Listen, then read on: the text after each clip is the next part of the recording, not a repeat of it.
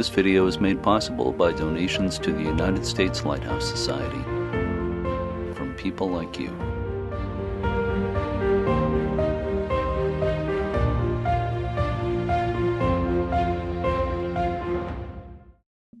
Welcome to this quick hit interview.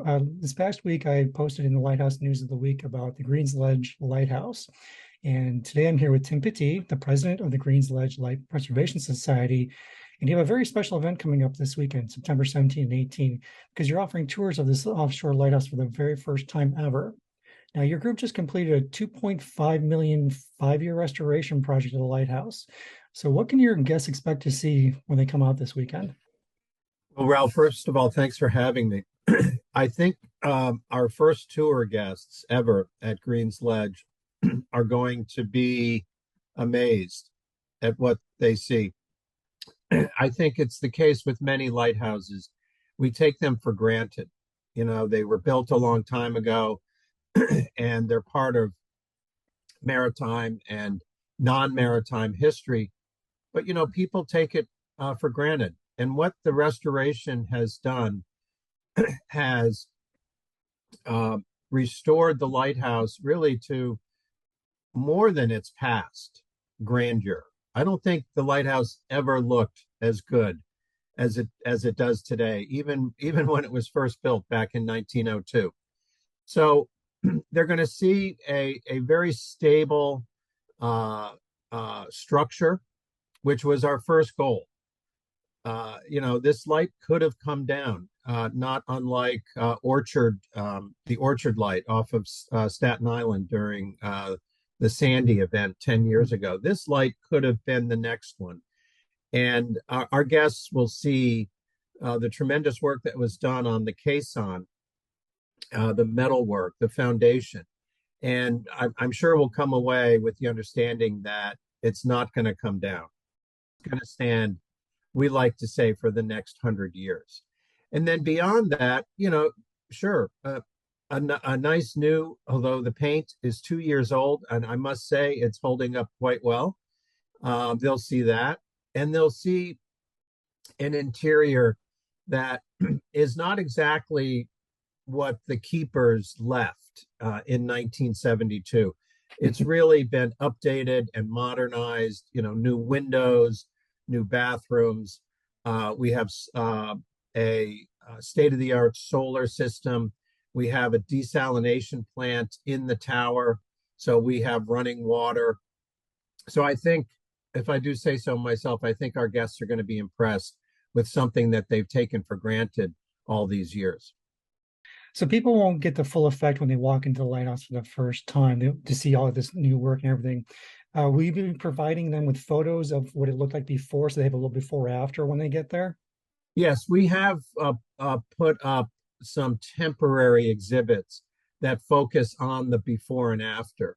And the before and after is really fun. It wasn't fun in the before. It's certainly fun to see the after. Absolutely. So longer term, we are forging a partnership with the Maritime Aquarium at Norwalk, which is a regional aquarium, you know, dedicated to Long Island Sound conservation and preservation. And our mission fits very nicely with their mission. And so we're going to have a partnership that will be announced probably in the fall. And it will encompass really world-class exhibitry, including the history of the light and the before and after. And part of the partnership will be experiential learning to take place at the Research and Education Center, which is in the caisson or in the first level. We hope to launch those programs and that curriculum with the Maritime Aquarium by summer of next year. So there will be, I should say, we hope there will be summer school classes at Greens Ledge Lighthouse next summer. Wow. Okay, so other than that, you know, a lot of people won't be able to get out to the tours this weekend. Will this become a regular thing, or you just like special events like this summer school program that you're talking about? Well, we expect tours to be a regular thing. Great. the Norwalk Seaport Association is conducting this weekend's tours. The Norwalk Seaport Association is the steward of Sheffield Island and the Sheffield Island, the decommissioned Sheffield Island Lighthouse. Now that's their focus, that's their mission, and we're very pleased that they have agreed to extend, their reach another mile to the west. I think we'll see a few tour dates per season out of them. And also, as part of that partnership with the Maritime Aquarium, we hope to include tours coming from the aquarium to Green's Ledge as well. That's fantastic. But I think, we're very pleased to get these tours on the books and get people out there this season. The weather is still great. We all know New England weather turns fairly quickly, and so we're looking forward to next season, probably May through September, to have a schedule of tours. But we'll work on that over the winter. That's great. I hope to come out and see it myself someday. That'd be awesome. Good. We'd love to have you, Ralph. Thanks. So besides restoration, it says your group is focused on transforming the lighthouse, like you said a little bit here, into a beacon of research with the summer school, but also education and sustainability. Can you go into that a little bit further?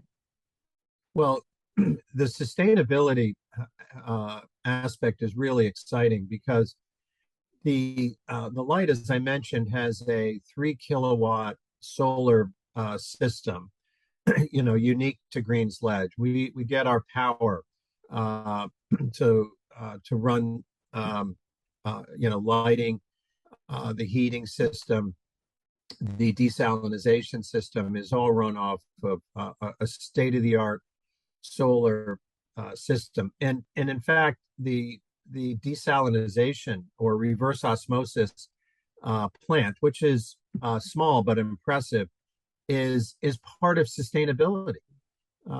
We are pumping water in from Long Island Sound. It's being filtered and cleaned, and then it's drinkable. Wow. And it's good stuff. So that's what we mean about sustainability. We are completely off the grid. And the lighthouse, when it was built, was off the grid in the early 1900s. Now, along the way, they did run a power line out there, which has long since been decayed and decommissioned, of course. But they weren't always, off the grid. So we think this is an example of sustainability. This is an example of off the grid living that is very pertinent to all the climate and other issues that are prevalent in today's society. So in the off season, when there won't be people going out there to visit, you won't be using all the water and everything. You're gonna have enough hours in the day of sunlight in order to be able to provide enough power to keep everything working there in the wintertime? We do. Okay. We do. I should mention, in spite of my appreciation of our off the grid solar system, we do have a backup generator. Okay. As you may know, you can't let solar batteries wind down. So it does pain me to say, Ralph, that we do have a backup generator that is fed by 100 gallons of diesel. And we did have to kick that on a couple times last year as the days are short. And if you get 3 or 4 cloudy days where the batteries aren't charging, that system does kick on. Okay. So we're actually looking into the feasibility of a wind backup, a wind powered, generator, or I should say wind, a turbine powering that backup generator. But that's probably a couple years down the road. And we would, of course, need permitting for that. And permitting is always a challenge in Connecticut, as other Connecticut lighthouses know. But more so than other states. Okay. Thank you very much. Lastly, before we go, is there anything else that you'd like to add to this conversation?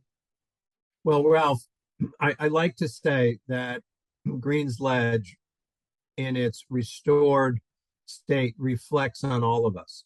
It reflects on the community of Norwalk, Connecticut and Darien, Connecticut, even more so than, the light that, reaches 10 miles, in all directions.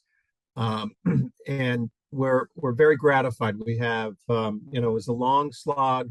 There were days where we didn't think we were going to get there, and we did get there, and that's through the help of the community. We have over 400 discrete donors.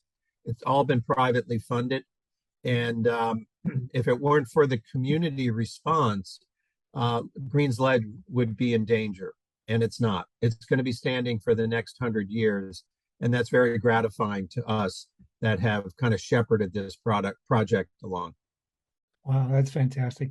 Well, thanks to you and to all the members of your community for stepping up and doing that. We tip our hat to you guys. That's fantastic. Well, we need to do more of these, as you know. Oh, So absolutely.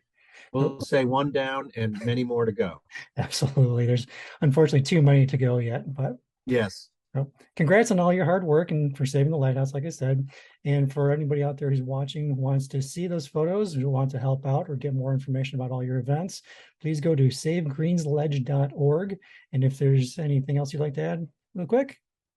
No, Ralph, thank you very much. All right. Thank you very much, Tim. Appreciate it.